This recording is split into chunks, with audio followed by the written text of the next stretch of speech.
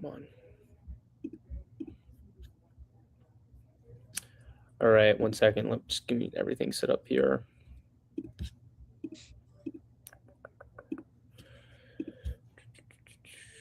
All right, if you're joining, welcome.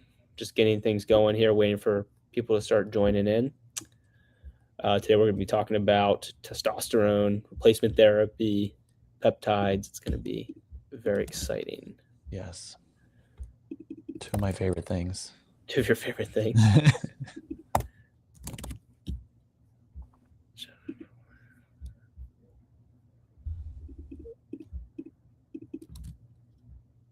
Okay. Just letting people know. People are going to start joining in here.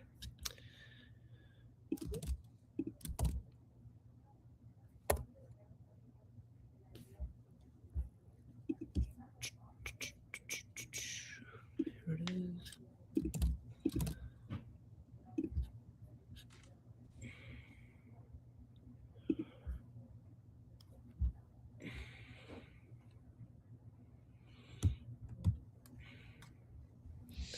Awesome.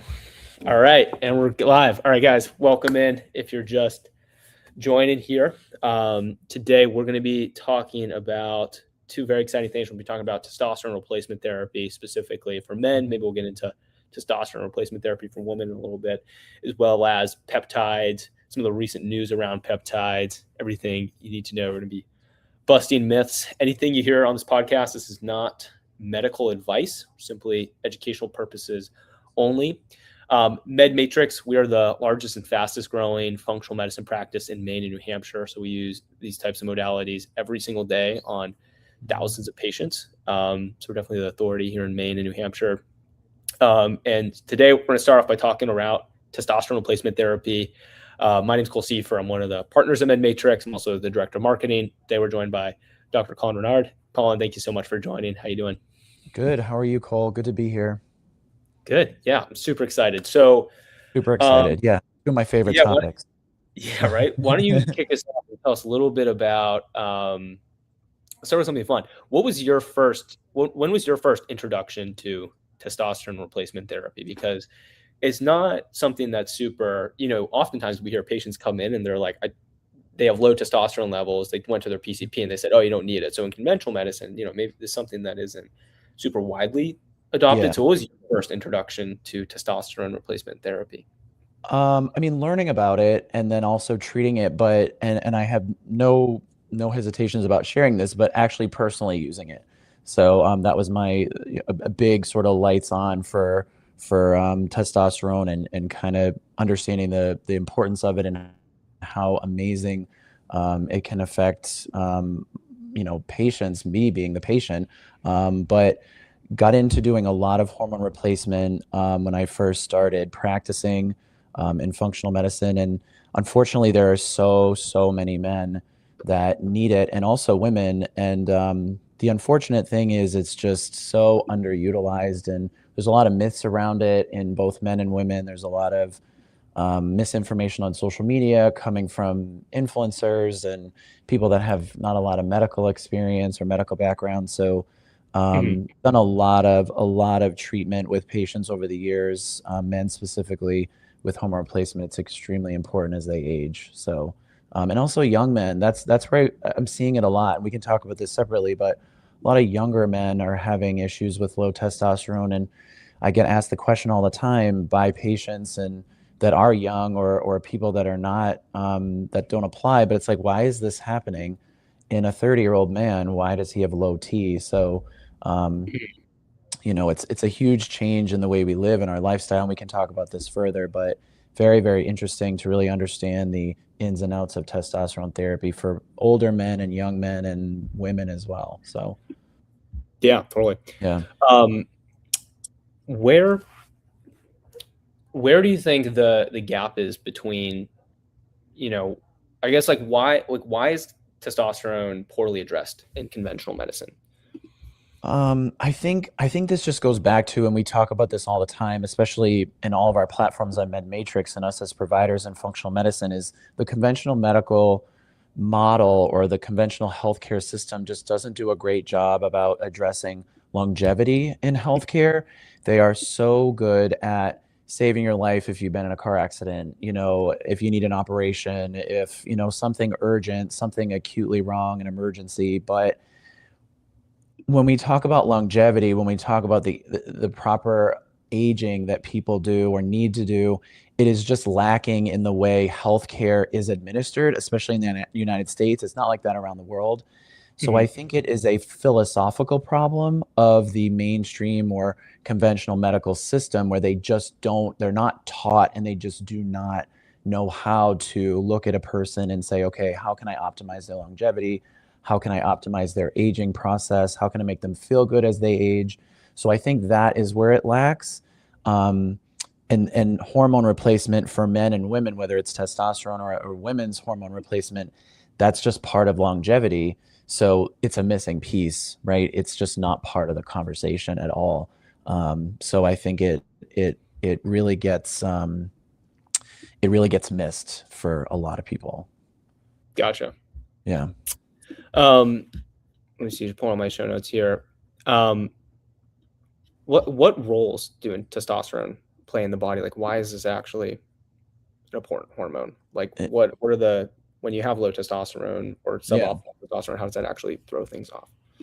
It throws a lot of things off for both men and women. I know we're focusing more on men, but we'll talk about women too. So, testosterone uh, sort of gets the stereotypical, well, it's good for muscle strength, it's good for sexual health, erections. Yes, that's part of it, but some of the main symptoms for low testosterone, specifically for men, are fatigue, not feeling as strong, like feeling run down.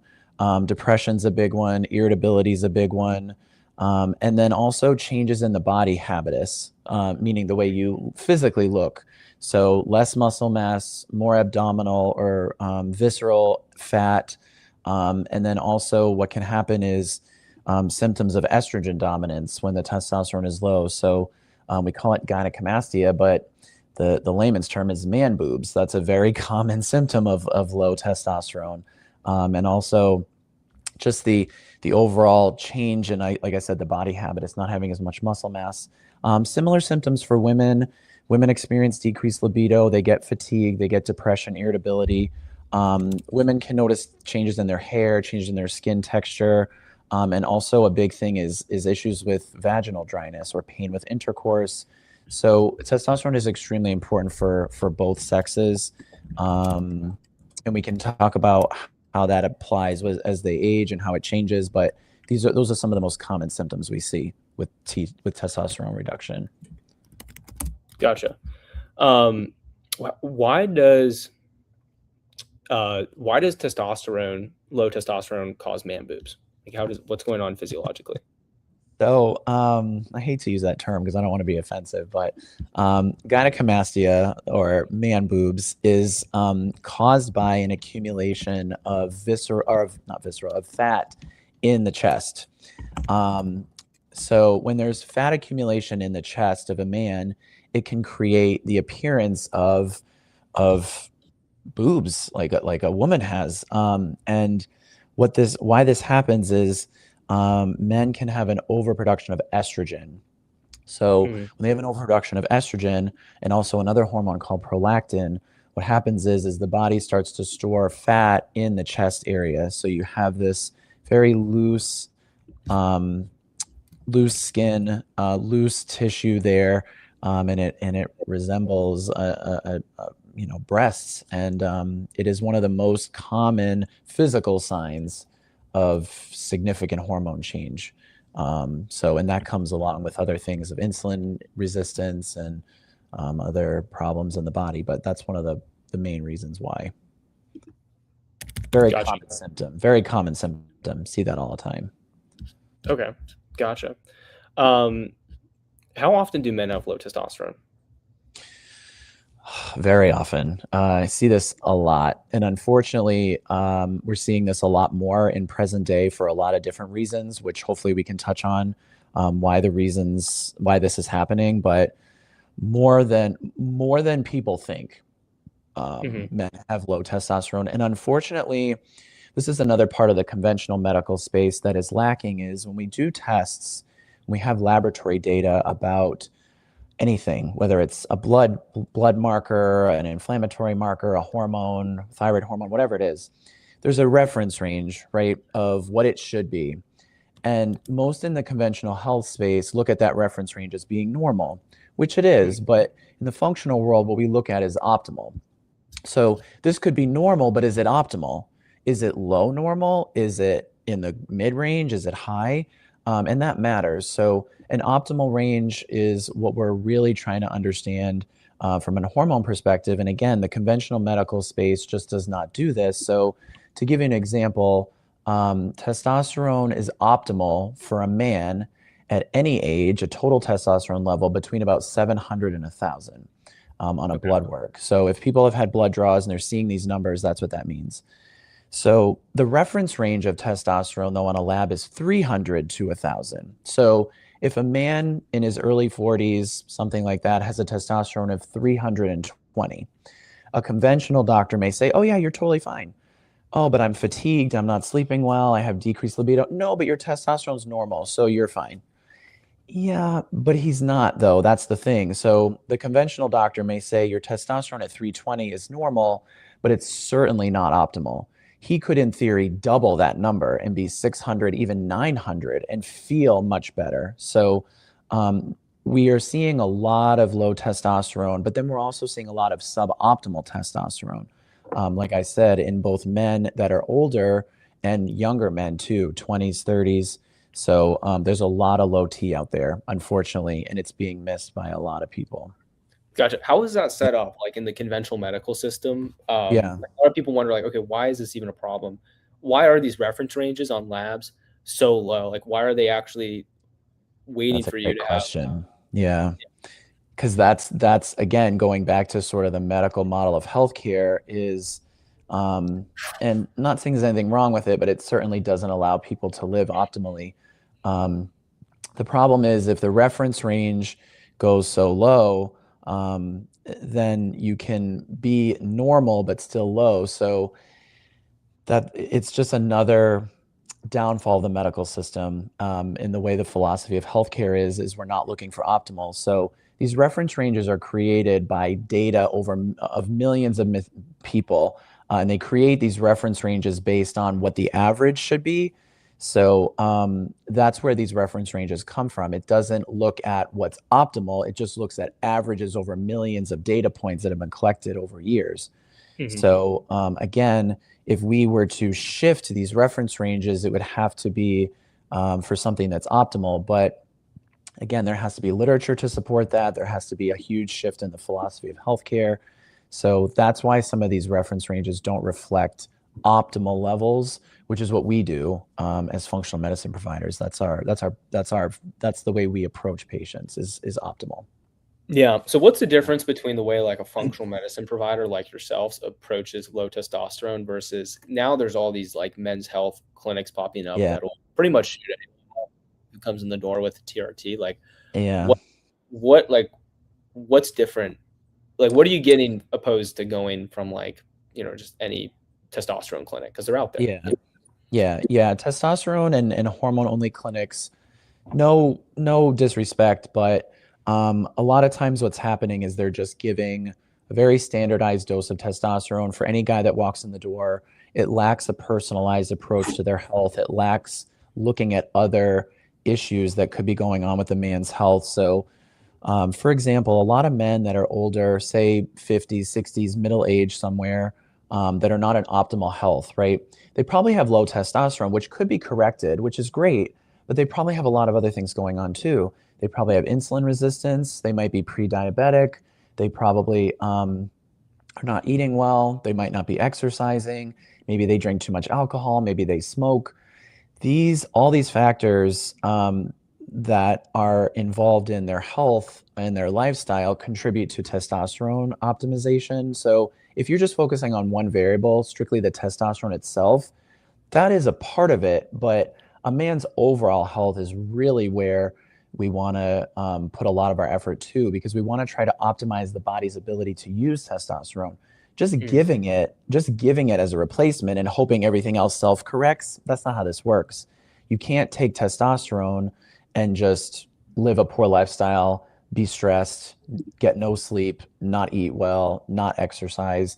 Similar to what we're taught about weight loss drugs. You can't just take a weight loss drug and do everything you do in terms of your lifestyle and expect a good outcome. It's not the way it works. So very similarly to the testosterone problem with these testosterone clinics, we really need to optimize all of the person's health, both a man and a woman. It's really important. okay. What are Yeah, the other important things that you're looking at with testosterone? Because it's not, because yeah, it's like people are very myopic. Like, okay, testosterone is the only number that matters. What are the other right. numbers that are either affected by testosterone or contribute to testosterone that, providers should be really looking at and things that Yeah, you're looking there's a lot of things, and as a functional medicine provider, that's really where we shine to look at these other things. So, big things are your physical activity. Do you exercise? Specifically, do you weight lift? Right, weightlifting is one of the best ways to increase your testosterone. Do you sleep well? Do you sleep at least 7 to 9 hours a night? What's your diet like? Are you eating enough protein? Are you eating enough good protein sources? Are you eating enough fat? Is your vitamin D level normal? Most people are not. Most people in northern New England, New Hampshire, Maine, Massachusetts, especially during the winter months, right? It's December, it's January now. Sorry.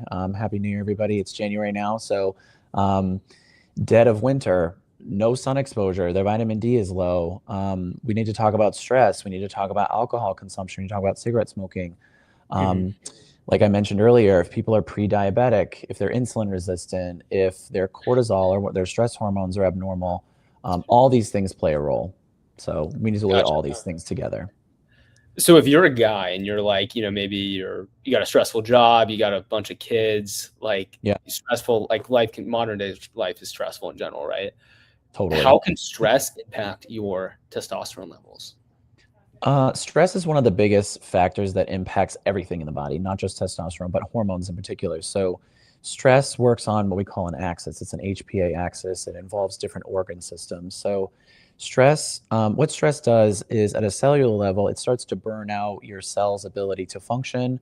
It burns out your stress hormones. And also, it is one of the most common reasons why hormones can become low. So, stress, stress is one of the most toxic things on the body, both physically, mentally, spiritually, physiologically. So, stress plays a huge role in how hormones interact with each other, and also how well they are optimized and they function. So, if you have high stress job, if you have a high stress life, which a lot of people do, and it's really hard to educate people on that, right? They can't quit their life, they can't quit their job, they can't Yeah, I leave was their gonna say if family. you have like a high stress job, high So, stress life, like you yeah, can't just you can't choose a just new life. quit, right? What Yeah, do you do? yeah. Are there things you can take? Like obviously you can meditate. Like Yeah, what are the you things you have tell you have patients?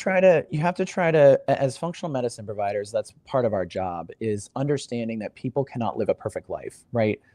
If we all could live a perfect life, I wouldn't have a job, right? I wouldn't You wouldn't need me.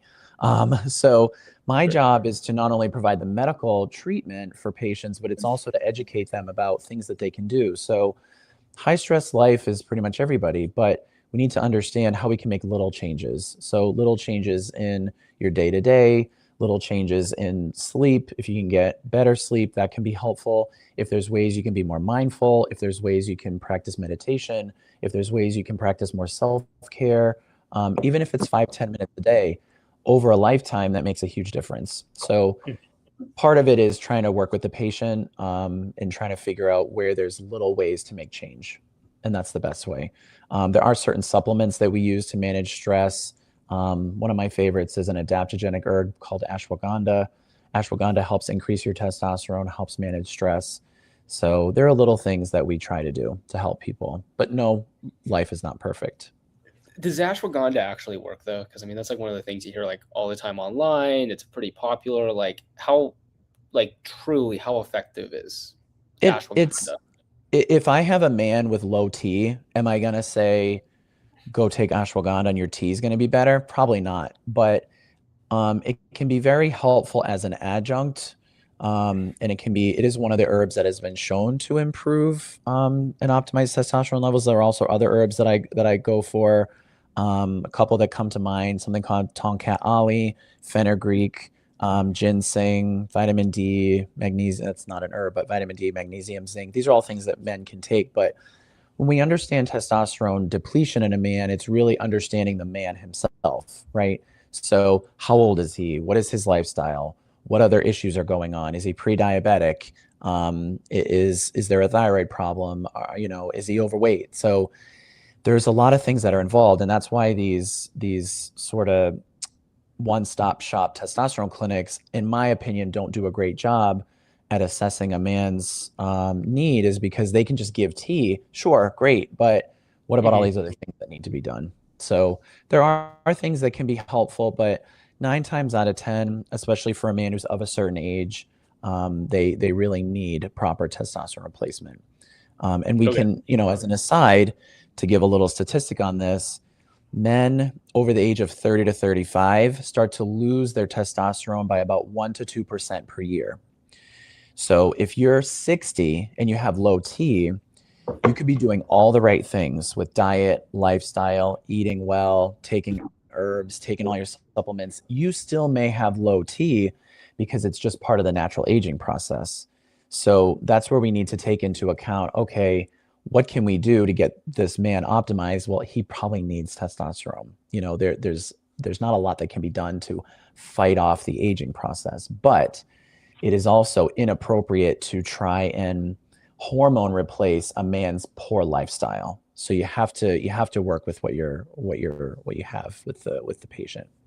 Okay. Where's the fine line of when you say, okay, let's not do testosterone replacement therapy Hmm. and try other Yep. modalities versus okay, you almost if you want to feel optimal, you almost need to do testosterone replacement therapy. Where's that line? So age can be a fine line for sure. So for example, and this happens to me a lot, and I see a lot of patients at Med Matrix that fall into this, is men who are younger. So, and we can talk about this separately, but a lot of younger men, 20s, early 30s, I've even had men that are 18, 19 that have low testosterone. And we can talk about why that is separately. But younger men that have low testosterone, if there isn't some sort of, blatantly obvious reason as to why, like an illness or, cancer, something more dramatic that could be causing low testosterone, um, often it is not advised to give testosterone replacement because it can, doesn't mean it will, but it can affect fertility in a younger man. So if a man is 22, 23, even 30, and he is still of childbearing years or interest in having children, it may not be an appropriate thing to give straight testosterone, because when you give straight testosterone to a man, your body's ability to naturally produce it goes down. That is reversible, but still, it's not my job to kind of play God and potentially affect a man's fertility ability. So we use other medications to improve testosterone. We use other oral medications that can improve testosterone without actually giving testosterone. So age is a big factor, but then also if there's a history of prostate enlargement, a history of prostate cancer. Testosterone has not been linked to prostate cancer, but you still have to be mindful of those things. So um, there's definitely some factors. Age is a big one, though, in terms of how we treat.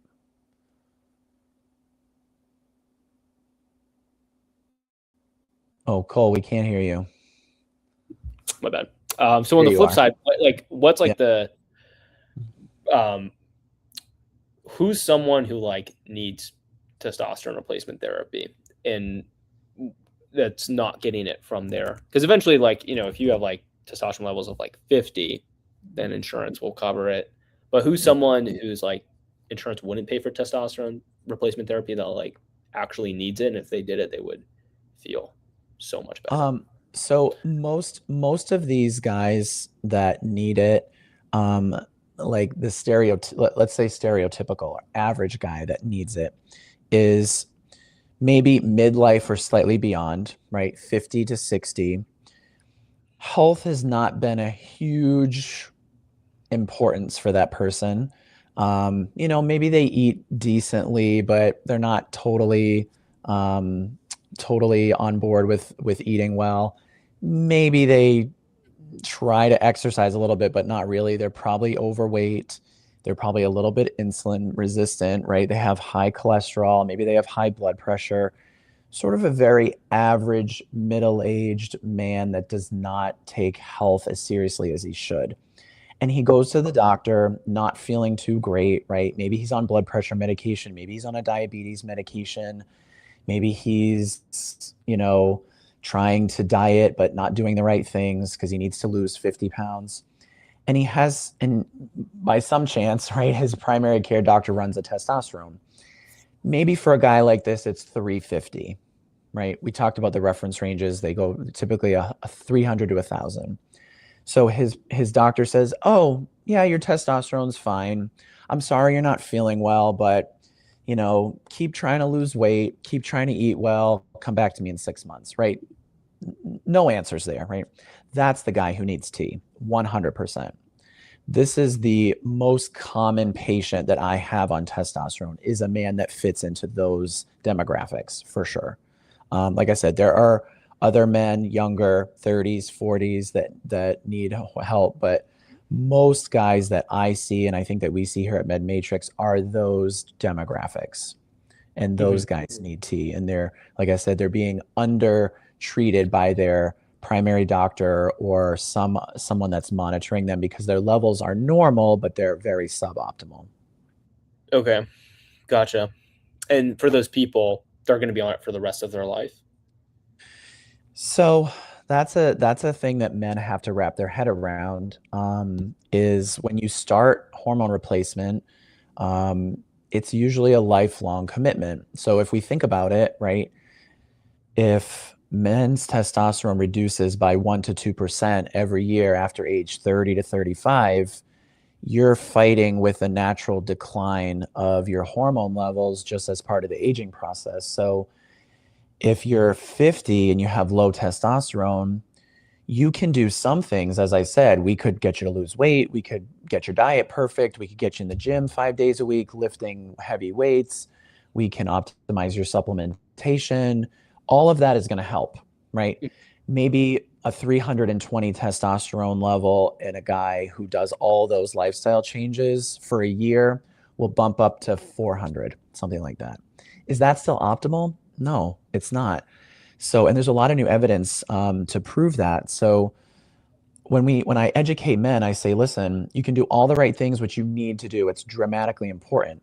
But when we talk about just the natural aging process, you are losing it over time. So, testosterone is a tool that you use to improve longevity and improve hormone health and improve your overall health. So, yes, it's a lifelong commitment, but it is a lifelong tool that helps you feel good, and feel optimal and help your longevity, help you not only live longer, but feel good living longer. So it is something that men can sometimes struggle wrapping their head around.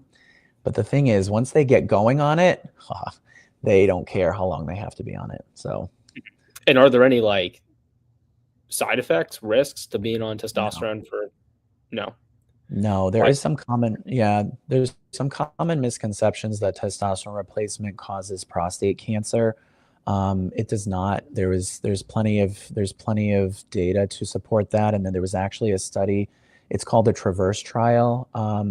It was done in 2023. It was a very large study that showed testosterone did not cause increased risk of heart attacks, strokes. And there's also been some separate reports that it does not increase your likelihood of developing prostate cancer.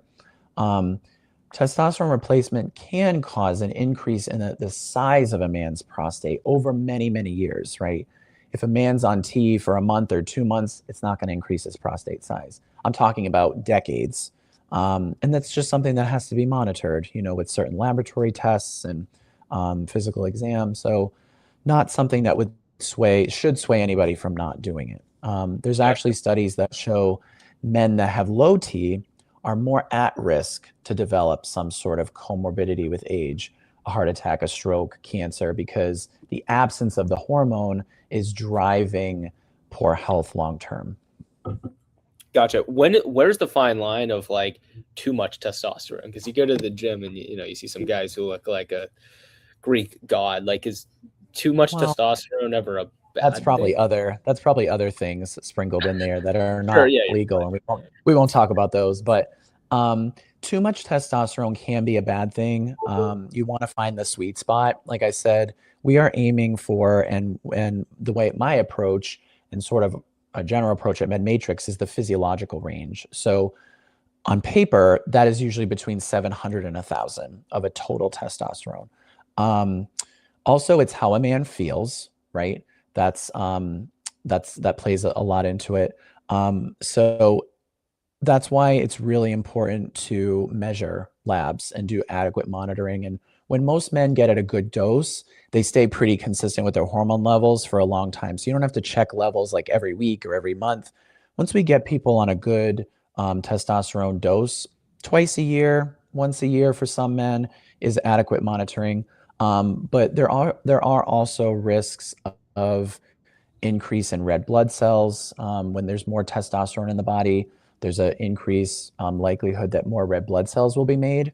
So that's why adequate monitoring is important. And in those cases, we might just recommend the man donate blood. But if levels are too high, it can actually backfire with mood. It can make you feel worse. It can make your skin really oily, breakouts. It can, like I said, affect the red blood cells a little bit. And then also, if levels of testosterone are too high, we can see a dominance of estrogen because testosterone converts to estrogen. So if there's too much testosterone, then you'll have too much conversion of estrogen, and then you can have estrogen symptoms, which can Okay. affect When mood. is Yeah. sorry, but when is that was a great Oh, you're explanation. good. But when is estrogen actually a problem? Because like I hear a lot of guys talking Yeah. about, oh my gosh, too much est. They're like super afraid of estrogen. How like does estrogen only become a problem when there's symptoms, and some guys can Yeah. actually have high levels of estrogen? Like, walk me Yeah. through estrogen. 100%. Estrogen is another common misconception problem in the health and then the hormone replacement world for men. Um, we do not, repeat that, do not want to lower estrogen too much. I see a lot of men, and a lot of men have come to me to take over their hormone replacement where they have been on estrogen blockers, aromatase inhibitors. It's sort of, again, no disrespect towards the testosterone only clinics, but that is a big part of what they do. They give the hormones, the testosterone, and all their men get estrogen blockers. Do all men need it? Absolutely not. I think most men do not need estrogen blockers. And there's actually a lot of data to support this. And some of the top hormone people in the functional and integrative space and the biohacking space right now are saying we need to optimize men's estrogen, which I 100% agree with. So unless a man is symptomatic of high estrogen, if his estrogen is a little bit on the high side on labs or even out of range high, but he feels good, don't care. Don't care. Leave it alone. Continue to monitor it. Do not start on an estrogen blocker because estrogen is really, really important to maintain a man's mood. Believe it or not, men need estrogen to maintain and get an erection. I Mhm. educate men on that all the time, and they're like, "Oh, that makes no sense." That is 100% what it's needed. So it's all about monitoring, right? If we get the levels in a nice range, they stay in a nice range. Most men do not need estrogen blockers. That's interesting. Yeah, Um, yeah, I mean, if you're in this space, you hear it all the time of like everywhere's they're super afraid of estrogen. Um, yeah. so We need to to we need wrap to get rid of that. Yeah. So if you're just joining us, guys, we're Yeah, talking about testosterone replacement therapy, specifically around integrative and functional medicine. We're coming up on the end of this segment. Then we're going to talk about peptides. To wrap up this segment, we're going to talk about one comment we got from David Grant. So again, this is not medical advice. This is just for educational purposes only. So David saying, my testosterone is 88. PCP referred me to urology, and neither of them are taking me seriously. So I've ordered QO Core supplements because my girlfriend and I are trying to get pregnant. I'm only 32. It sucks. Doctors won't take you seriously at all. wow. And testosterone of 88. That's extremely low. Um, So what? wow. So let's So let's say this patient came in. What yeah. would be what would you do with the functional approach? tell Well, this the patient? functional approach of sort of the way the med matrix way is not just looking at his testosterone, but looking at other things, right? With a testosterone of 88, we want to understand if there's something else going on. Is there insulin resistance? Is there some sort of exposure that he has? Is it a mold exposure, toxin exposure, some sort of chemical exposure, something that's driving the levels that low? Because that is very low. I mean, I've seen 30, 40-year-olds with 200, 300, but double digit testosterone numbers below 100, that's markedly low. So we really need to understand him and his environment, exposure potential, other hormones, blood sugar, all the other ins and outs of the body, the stress levels, the stress hormones. So if he's trying to have children, he's the perfect example where we may use oral medication to increase testosterone naturally versus actually give testosterone. But again, this is just not part of the healthcare system approach. So I'm sorry that he's really struggling, and he definitely needs a comprehensive evaluation that's not just his testosterone, but really understanding him as a person, everything else. Is there something else driving this? Is he exposed to something? Yeah, there's a lot to understand there for sure. What are examples of oral medications that you've used in the past for patients who are younger who don't want to go, or just people don't want to go on testosterone replacement Yeah. therapy? The Period. um, the most common thing that we use is something called enclomiphene. It is a fertility drug. What it does is it stimulates sperm production, and it's used in the conventional medical space to help men that have fertility issues. So if this person found a smart urologist or another provider, they may say, "Oh, if you're trying to have a kid and you can't, go on this medication." And that's something that he probably needs to do. He definitely needs to do. So, something like an oral enclomiphene is one of the best ways. Very, very low side effect profile. It's the best way to naturally improve testosterone because, as I said, it increases your sperm production. So, testosterone is made in the testicles in the same cells that sperm is made. So when you increase sperm production, you are indirectly increasing your testosterone. Hmm. Yeah, That's good without to know. affecting Cool. fertility. Yeah. Yeah, total night and day difference. Yeah. Cool. That concludes the testosterone replacement therapy section. If you're listening to this live or recording of this, if you're interested in becoming a patient, you can go to the website. You can click Get Started if you're ready to rock and roll and talk to a patient coordinator, or you can click Pricing and actually create a personalized, get a free personalized treatment plan, get an idea of, what to expect financially, what things we could do for you.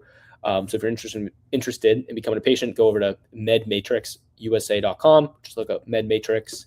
Will come up. And we'd love to hear you. So, all right, if you're just joining us now, we're moving into talking about peptide therapy, some of the recent news, a lot of things around peptides, what's true, Yeah. what's not.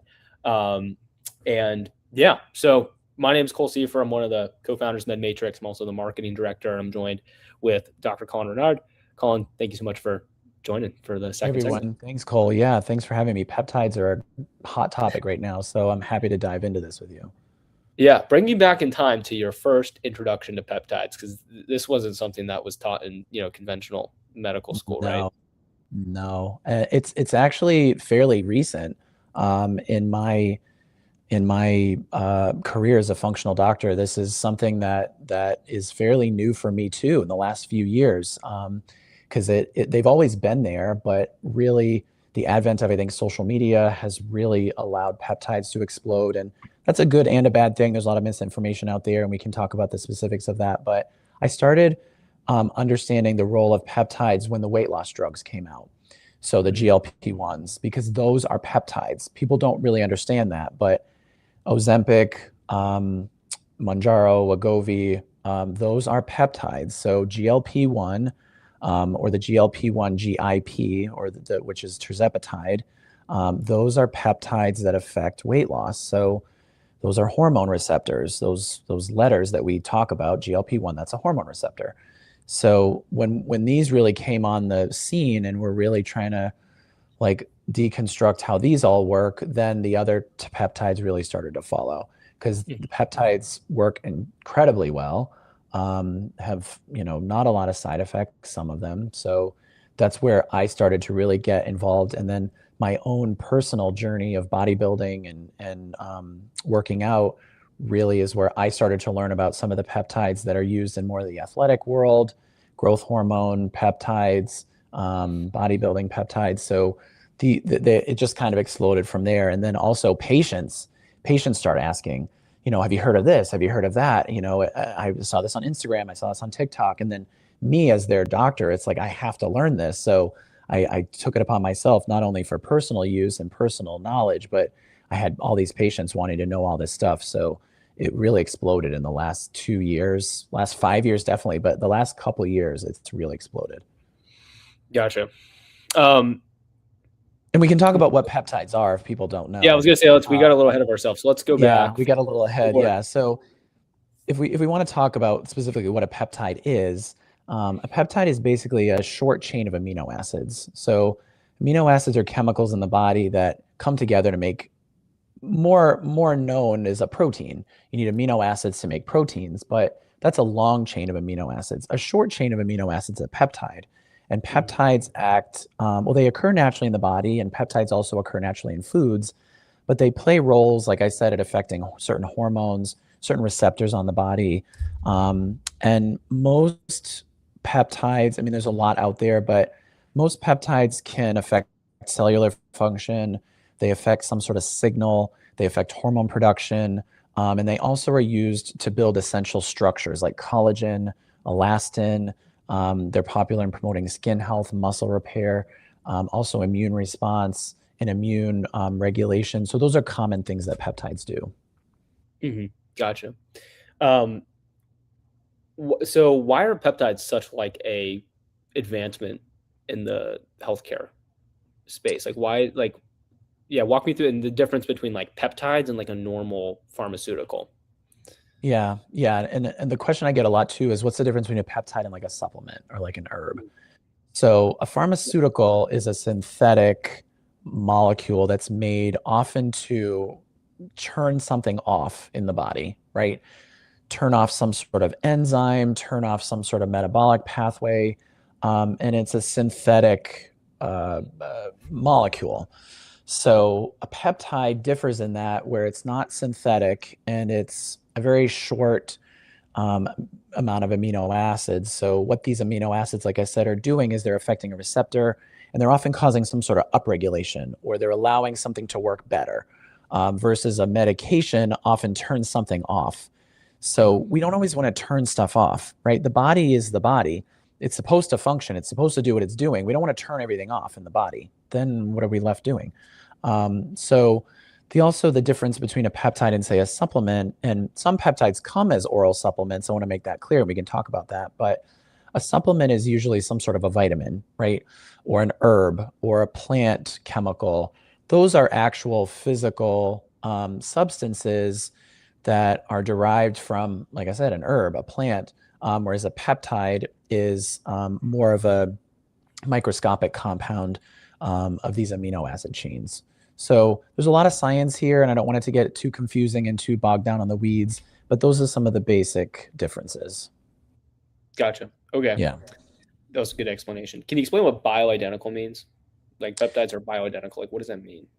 Well, bioidentical, and this goes back to our hormone talk too, but bioidentical is a term that means it is identical to something your body produces. So not to go back to what we were talking about, but testosterone, but we use bioidentical hormones. That is one of the pinnacles of the med matrix philosophy. We do not use synthetic anything because synthetic hormones have been linked to cancer. So bioidentical means that the compound has been created to mimic the exact compound your body makes.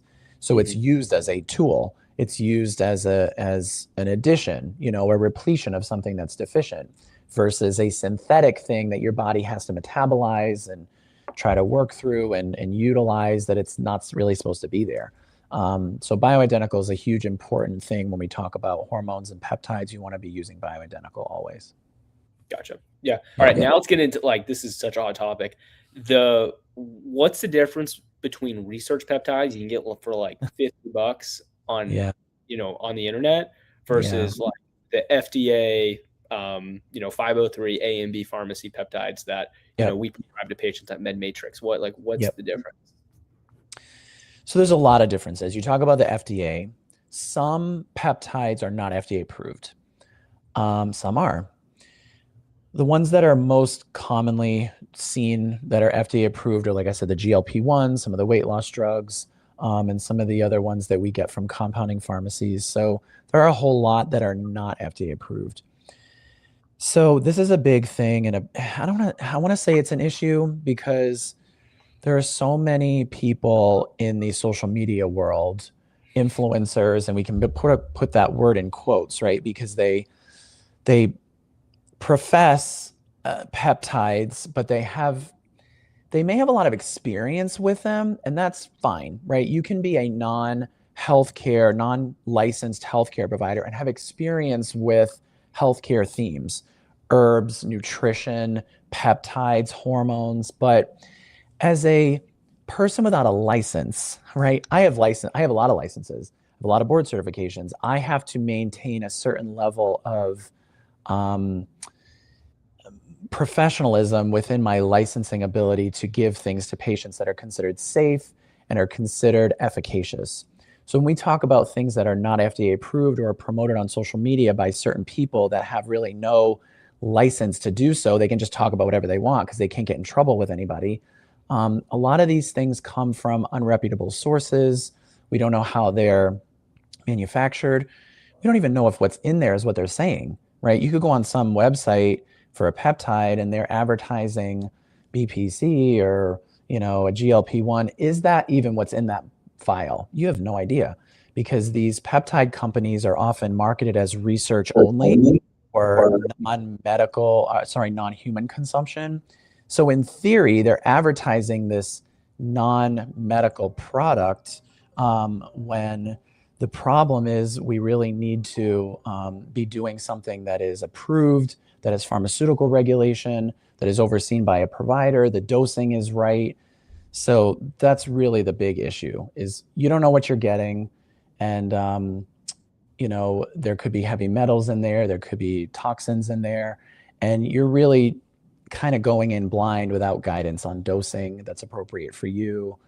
So it's a bit of a big issue, especially if you don't know what you're doing. And there's a lot of marketing to people that are, for lack of a better word, desperate.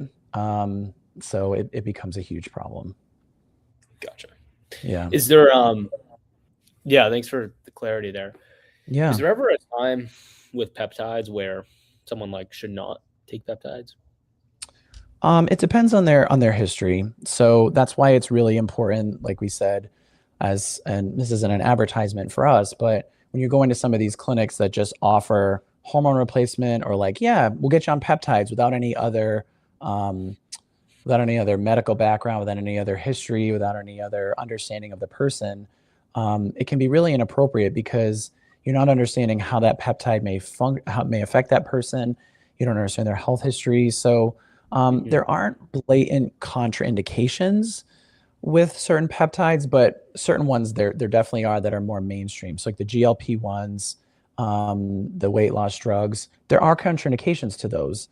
So if your health history is not fully understood, there could be dangers there for sure.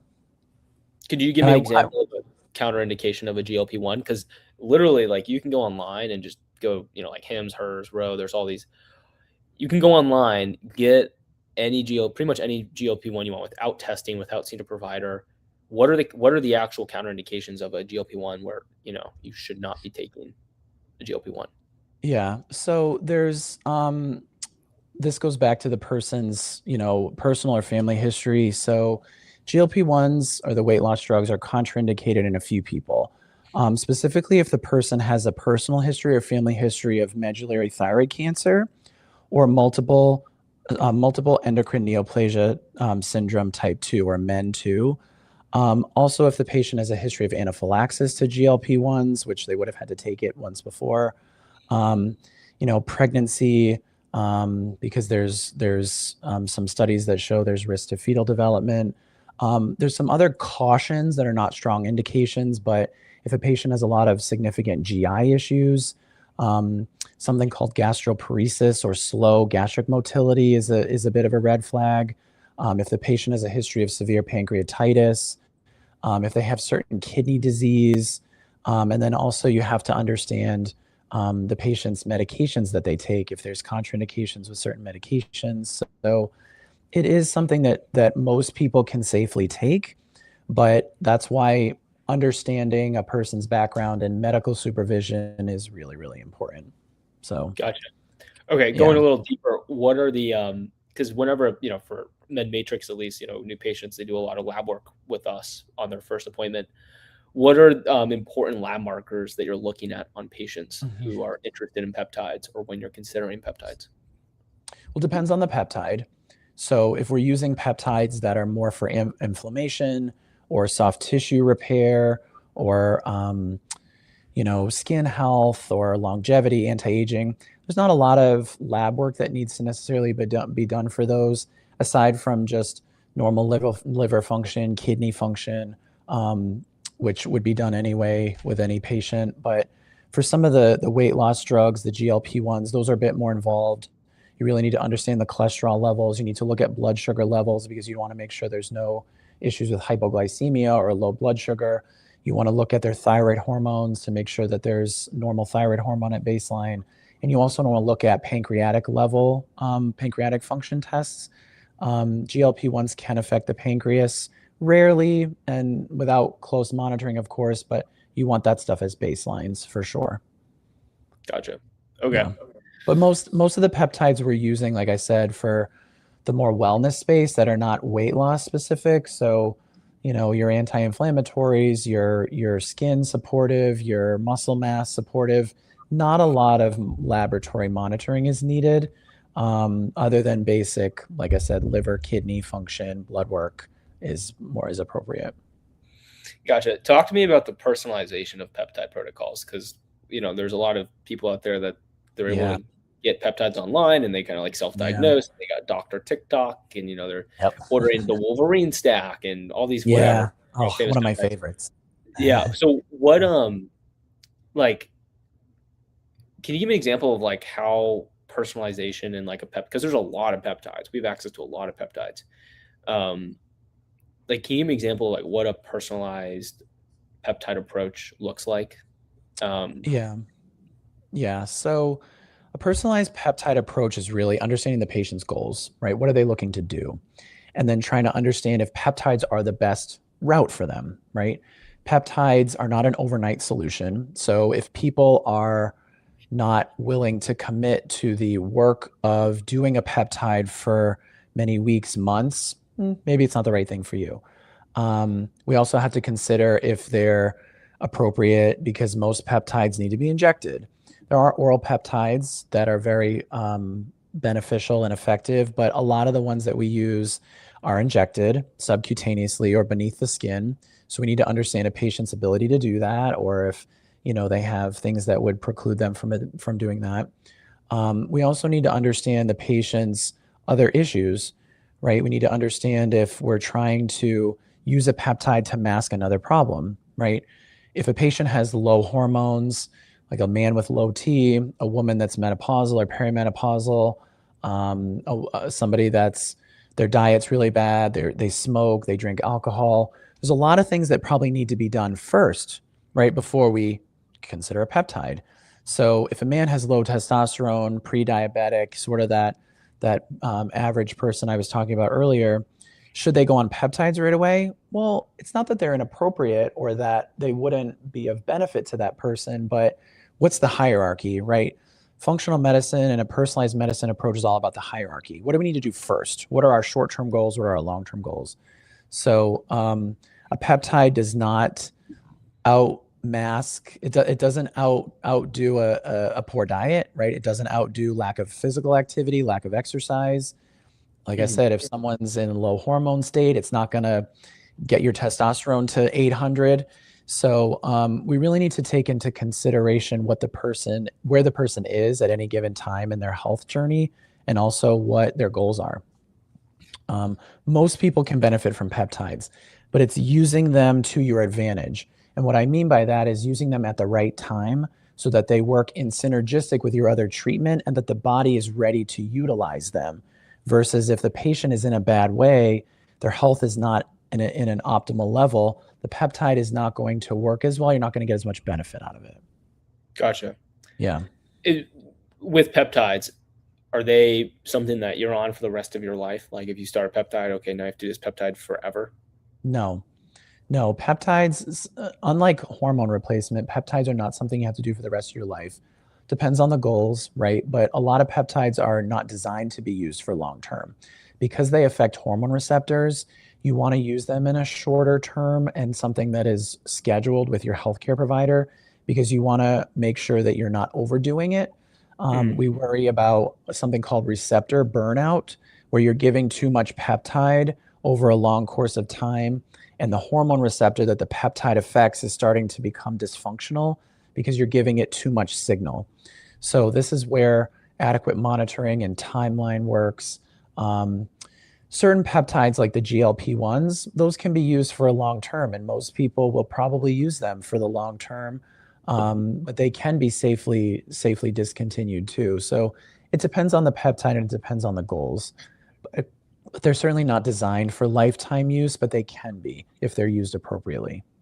gotcha. So Yeah. peptides, walk me through like a typical peptide. Like what would a peptide treatment plan look like on average, as far as like 3 months on, 3 months off? What peptides would Yeah. you avoid? Yeah. So most peptides, let's just say most of the common ones that we use that are not necessarily GLP-1s, because those are not like a 3 month on, 3 month off kind of thing. Those are much longer term use. But some of the more common peptides that we may use for inflammation or for performance enhancement, like recovery, um, repairment of soft tissues, energy levels, immune response. Those are typically done in like a 3 to 6 month cycle where you would be on it for 3 to 6 months. You're um, monitoring for effects and how people feel. And then there could be a break, right? For 6 weeks to 8 months, 6 weeks, 8 weeks, and then you maybe restart. The thing to remember though is you can't do peptides for too short either. Certain peptides you need at least 6 to 12 weeks on them to really understand their effects. Um, Ones that come to mind specifically, you mentioned Wolverine, Cole. Wolverine peptide is a very common peptide we use at MedMatrix. It's a combination of BPC 157 and thymosin beta 4. Both of these peptides are used in anti-inflammatory for their anti-inflammatory properties. They have very powerful regenerative effects on soft tissues. And these are ones that need to be used over a number of months to really get the benefit for. So again, it depends on the peptide, but that's a typical timing and a typical dose pattern that we would use is you got to be on it for at least a few months, and then we reassess after like a 6 to 8 month period. There could be a break of a few months and then a restart. Okay, gotcha. And So and sorry, I don't mean to interrupt you, but some of the peptides also they're not used every day. So okay, some of these peptides, like Wolverine, you're using it 5 days a week. So there's off days where you're allowing the hormones to bounce back, and so it's all very very nicely outlined in a treatment plan, and that's where a lot of people are lacking from Dr. TikTok is they're not understanding how to do this the most efficacious way. gotcha. Okay, Yeah. real quick, we're coming up on time here. With the GLP-1, so if someone wants to lose weight and they Yep. come to the clinic and say, okay, GLP-1 is a good fit for them, what Yep. does a GLP weight loss plan, action plan look like? Because the goal is to get their weight off and get them off the Yep. med. How do you do that? So it depends on how much weight they want to lose. So that's why it's important to understand their health goals, and that's one of the things we strive ourselves on from the very beginning at MedMatrix with our patients is understanding their health goals because then it can give us an understanding of how long their treatment plan will be. So when we start with a patient, we get comprehensive blood work, right? We understand everything that's going on. The initial phase of care is really talking about their diet, talking about their lifestyle, things that need to be changed to support the GLP-1. So most GLP-1s we use for about 3 to 6 months, depending on their weight loss goal. A patient could lose a pound a week on a GLP-1. So if there's 100 pounds to lose, right? Do the math. That could be 2 years on a GLP-1. It could be longer. It could be less. It could be depending on how much weight we may use in conjunction with a drug, and then stopping the drug, and then continuing on with their change in their lifestyle and their eating habits, and then they've changed their entire routine. They're working out, they're eating better. And the one thing that's really important about the GLP-1s and also peptides in general is we we are trained with our peptide therapies to get people started on them, but also how to stop them. You can't just cold turkey these things. It's not appropriate. It's not a great idea, especially with the GLP-1. So part of their treatment plan is the beginning phase, during, and then how to come off of it, how to wean off appropriately, how to reduce the doses over a period of time. And that's something you're just not going to get from Dr. TikTok. So Mhm. that's a really important part of peptide treatment, is understanding how the tail end of the treatment looks, so that they maintain their goals, they maintain their results, and then we can safely transition them into another phase of their care. Cool. That's awesome. Well, that's time. There's so much more we can talk about with peptide, Totally. weight Yeah. loss. I love doing these. We're definitely gonna keep doing them. Excited for the Yeah. next one. Um, if you're, I should call it, let's bring us home. What's, Yeah. if you're I'm trying to end it with a really good question here. With if someone's considering they're thinking about, okay, I want to put my health first, do Yeah. peptides. Yeah. What are the what are the what are the three things that they should be doing on their own in their day-to-day life as far as like health practices um, To support the peptide, to you mean? support peptide? Yeah. So, like I said, peptides do not outrank a poor lifestyle. Hmm. So, for example, on a GLP-1, right? People shouldn't be drinking alcohol a lot. They should be eating the right way. They should be trying to do some sort of physical activity. So, there are things that need to be done in conjunction with the peptides. Same thing with Hmm. any other type of peptide, or if it's, like a BPC 157 or the Wolverine, like I was mentioning, you really need to be doing things that help the peptide work better.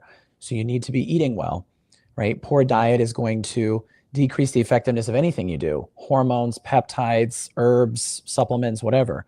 Um, you also need to be sleeping really well, right? You need to be regenerating the body and getting good quality sleep so that the peptide works as part of the regeneration process.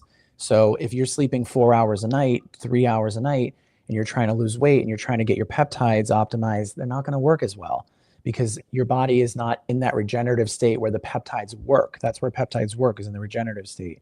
Also, the diet's really important. Like I said, if your diet is not on par, if you're eating really poorly, processed foods, if you're drinking a lot of alcohol, a lot of sugar, the peptides are not going to work in synergism with the hormones, because the hormones are not working because of the diet is poor. So those are my top things that need to be done. And again, no one's perfect. We're not expecting perfection from patients, but there needs to be attempts at changing and modifying the way you live your life to get these therapies to work in conjunction with that. Hmm. It's That's awesome. hugely important. Yeah. Yeah, and that's the difference about like working with a provider like you, right? It's like they're looking at 100%. what can we do with Right. the best of medicine, but also like being serious Yeah. about the lifestyle things that contribute Right. to that. And it's So, my job, and sort of one of my final thoughts is, it's my job to help people find the way forward. Right. mhm, I can't go home with them and feed them and take care of them for sure. 24/7 so they live healthy. Right. Yeah. That's a whole nother line of work I would be doing. It is my job to give as much education to the patient as possible, and for them to have a self-realization of, I need to change. I Mhm. need a change. I need it yesterday, but I don't know how. I don't know how to do it. I don't know where to start. I know what my goals are, but what But do what I do I do now? do now? What do What I do I do in do? 6 months? So it's my job and the job of the providers at MedMatrix to help guide and facilitate these care plans over a period of time. It's our job to motivate. It's our job to educate. It's our job to be accountability coaches, right? It's our job to slap you on the back of the hand and say, you're not doing the right thing. You have these goals. I need you to get back to it. So that is our job. That's a big part of our job. We can provide the medicine, we can provide the tools, but it's also a big part of our job to help people through the journey. The Mhm. journey's hard. It's hard. So it's our job to help people through the journey so they can get to their goals. That's awesome. I Yeah. appreciate it. Colin, Yeah. thank you so much for your time, man. Of If course. you are Sure, watching yeah. this and you're interested in becoming a patient in 2025 at Mid Matrix, we still have some spots open for 2026. 2026. Oh my gosh. Yeah. Getting up, get used to that. Yeah. We put the website in the comments. Go down there, click the website, click get started, and set up a conversation with the patient coordinator. We'd love to see if we can help you with your health goals in 2026. I would love to Awesome. help you. All right. Thanks everyone for joining.